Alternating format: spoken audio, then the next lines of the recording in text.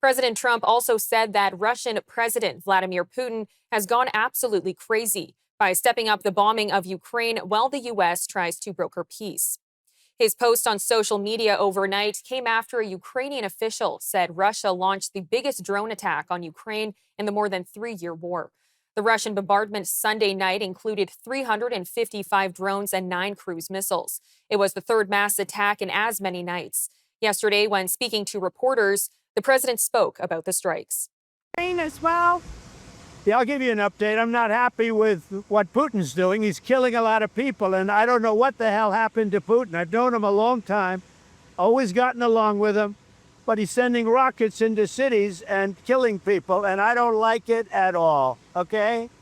We're in the middle of talking, and he's shooting rockets into Kiev and other cities. I don't like it at all.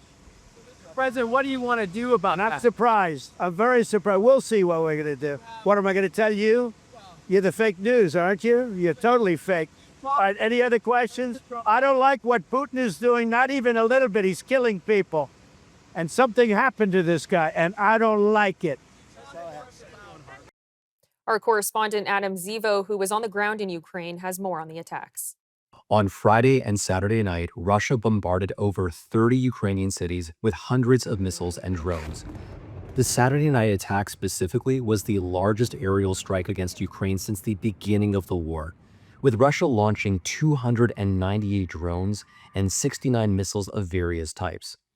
These weapons targeted Ukraine's major population centers, including the capital Kyiv, leading to the deaths of at least 12 people, with dozens more injured.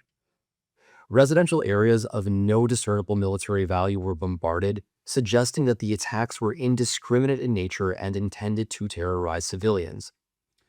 In response, U.S. President Donald Trump condemned the attacks on Truth Social, where he wrote that Russian President Vladimir Putin has gone absolutely crazy with his needless killing of Ukrainian civilians. Trump then stated that it is his belief that Putin wants to conquer all of Ukraine, not just a piece of the country, and he warned that any attempt to do so would result in Russia's downfall. These massive aerial attacks have evidently created a political headache for Trump, who has spent the past month portraying Putin as a trustworthy partner for peace. In early May, Ukraine and its main European allies announced that they would impose crushing sanctions against Russia if Putin did not agree to an unconditional 30-day ceasefire, which was supposed to be a precursor for an eventual peace deal. However, Putin ignored this threat and he counterproposed direct peace talks in Istanbul instead, without any ceasefire preconditions. From the outset, security experts believed that Putin proposed these talks as a delaying tactic and that Russia had no real intention of negotiating in good faith in this particular venue. But after Trump publicly supported Putin's proposal, Ukraine and its allies were forced to play along, which meant postponing sanctions. As predicted, the Istanbul talks collapsed after Russia unreasonably demanded that Kyiv hand over large swaths of unconquered territory. Afterwards, European and American lawmakers were ready to finally impose tighter sanctions, but then Trump had a 2-hour cordial phone call with Putin last week, after which he announced that peace negotiations would resume immediately, which, of course, meant that sanctions would be further delayed. In summary, Trump repeatedly helped Putin avoid sanctions by playing along with the pretense that Russia is genuinely interested in peace, and Putin repaid him by launching an unprecedentedly large aerial strike against Ukraine civilians, which made Trump look like a naive fool. Trump's latest Truth Social post suggests that he may be realizing, however belatedly, that Putin is not actually his friend and that the Kremlin's promises should not be taken at face value. Trump has reportedly grown increasingly frustrated with Putin over the past few months, because Russia's unwillingness to compromise for peace has made Trump look weak, so this appears to be an extension of that trend. As for the citizens of Ukraine, they continue to persevere as best they can. Many have grown used to these attacks and have learned to cope with them. I actually happened to be in Kyiv last weekend during these attacks.